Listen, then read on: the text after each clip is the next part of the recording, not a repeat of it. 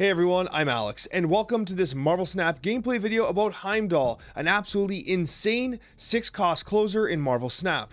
What's interesting about Heimdall is that he can be played in a multitude of decks. While he's most commonly played in move decks, he's also capable of just taking opponents by surprise and shifting everyone over by one location, which can be pretty much game winning, especially when you have locations that, might be closed off because of storm, or, they might not be playable at all in the first place, and Heimdall just pushes some guys in there and you win the game.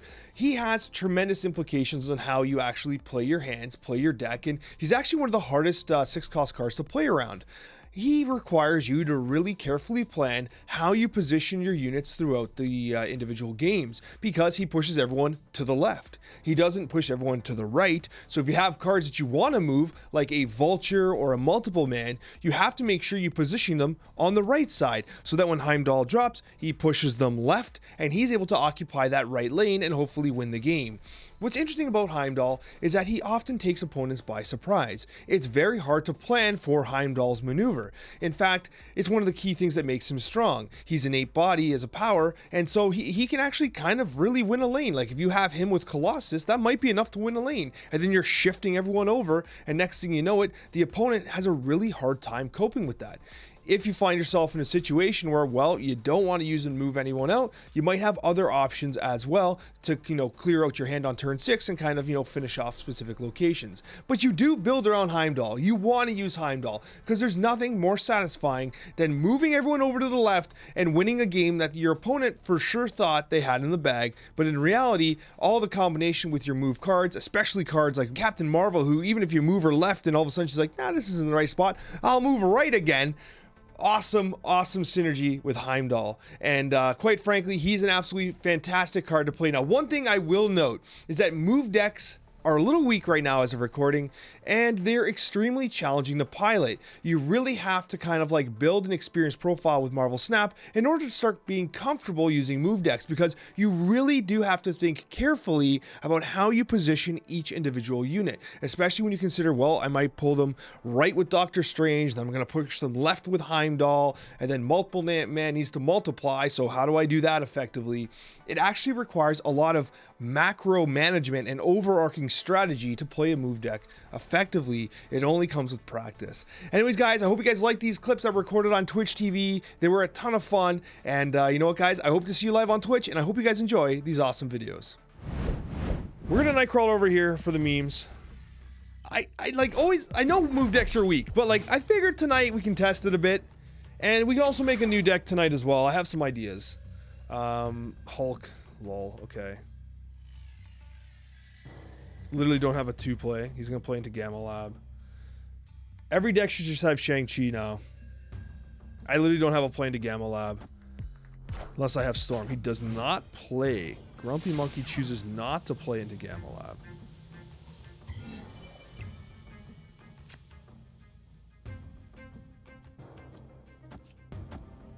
Okay. Seems a little strange. I'm imagining he must have Shang-Chi. Why would he avoid playing here? But I can move these Hulks if I have turn initiative. So if on turn 6 he plays Shang-Chi, I can actually Heimdall and move him. Beautiful variant, by the way. So he's going to have one Hulk. It's Mysterio's. He's playing Mysterio's here. That's actually pretty awesome. So obviously this is a fake Mysterio. It's going to be turned into a Hulk. That guy just got severe value. Unbelievable play. But yeah, I got to tell you, I respect that a lot. I imagine he's going to play into Angela here. This is probably a pure value Drax play. Let's see. I can predict him going into Angela. Go into Angela. You know you want to. You... What? What? Are you kidding me? Now I'm screwed. That play, I just lose the game now. I literally just lose now. Oh, no. He plays Sarah. Is this a Sarah Magic deck?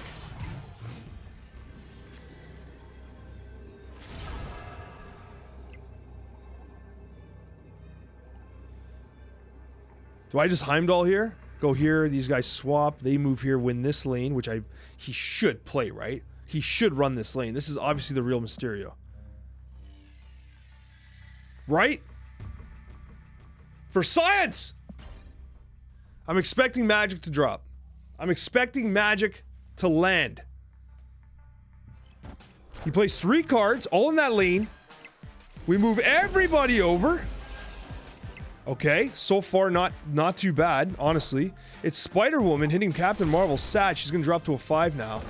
2 additional cards. It's Sentinel. That's not enough. What's the last card? Ramp all you want, unless that's Iron Man, it's Killmonger. Killmonger ain't gonna hit anybody. We're actually gonna win this game. It's the real Mysterio as predicted, but it's not enough as Heimdall pushes the Hulks into winning position. MVP play. MVP play. While holding that other lane, he was being funny with an illusion. He thought he was gonna get me, but it wasn't enough as we actually ultimately win with those double Hulks hitting Wakanda. It feels good, man. It feels good when you get a win, not by accident. So we're looking for some magic here today. We'll throw Nightcrawler here. It's incredible how much you really have to think about this deck. Like how much you really have to pay attention to the manner in which, in the order of which you play these cards. I don't want to just value this guy out. This feels terrible. Okay, let's do this. Because of Heimdall, I kind of favor playing things on the right to shoot them left. Okay, that actually helps us a little bit here. We can actually storm here. He's unlikely to want to play there. Yeah, so we storm here. We're probably safe. And then we're, like, storm I think is gonna really, like, it's not gonna allow him to contend in this lane here. And then we can Heimdall into here. We want to win this next lane. So I think Kraven going here is fine. To move Nightcrawler there, I think, is probably the right play, depending on how this next play goes. I think we play Iron Fist mid. Bosque, happy Friday to you as well. So Kraven goes there.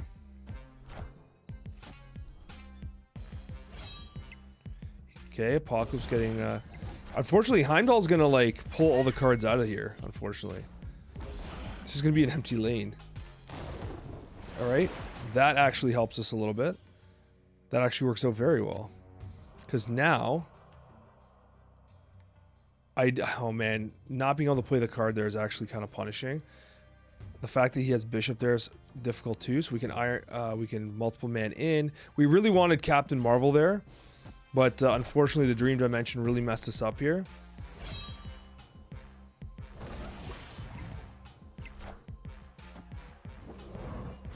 Okay, there we go. So there's a bit of a gap there. Nice. And then what we do here is we Heimdall. I think we actually Heimdall here.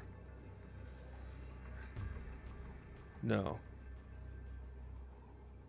Maybe? It's very likely that he plays a card here, so I think we actually do this. He's very likely to play a card here. Whatever, snap what you want. Let's do this. I think this is the correct play. I want him to go into Dream Dimension. I want him to go into Dream Dimension and waste the card. Yeah, see, he goes into Dream Dimension. He plays 3 cards here, which is not what I expected. So we gave Dream Dimension. So it's Apocalypse. It's a Swarm. So it's not enough. We actually win. Yeah, we won. That was the perfect play. We won. That's it. That's exactly it. That is the strength of Heimdall. And I mean, Kraven for that matter too. Like, let's not make any mistakes here. Kraven as a 2-cost 8? That's pretty legit. And this card, as like in general, has felt pretty terrible for a while. He needed to get buffed as well. So, not the cleanest game, but ultimately a strategy that paid off.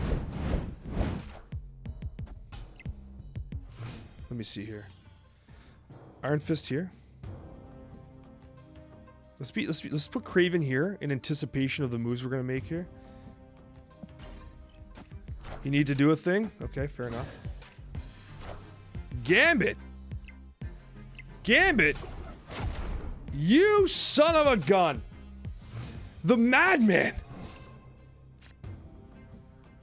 Well, we get to Forge play. No. We play multiple man here. We have our four on.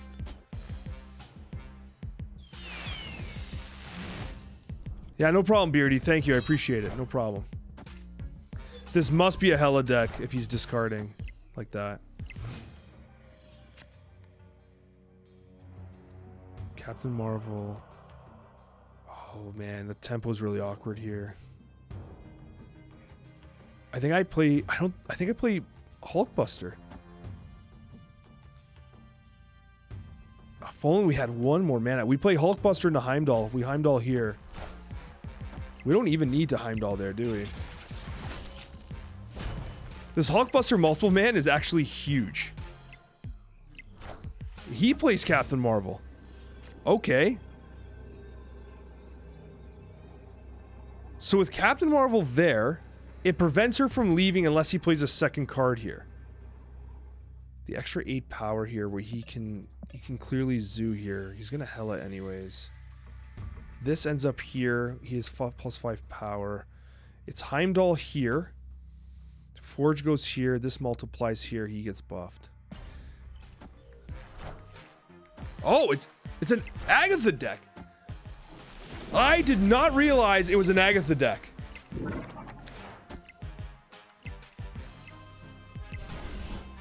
We just won. I had no idea it was an Agatha deck. No idea. But that was actually a pretty cool win. And like, Hulkbuster and multiple man, what a combo this was. And then obviously the Forge as well, but like multiple man like literally just carried this game. That worked out really well. I like that.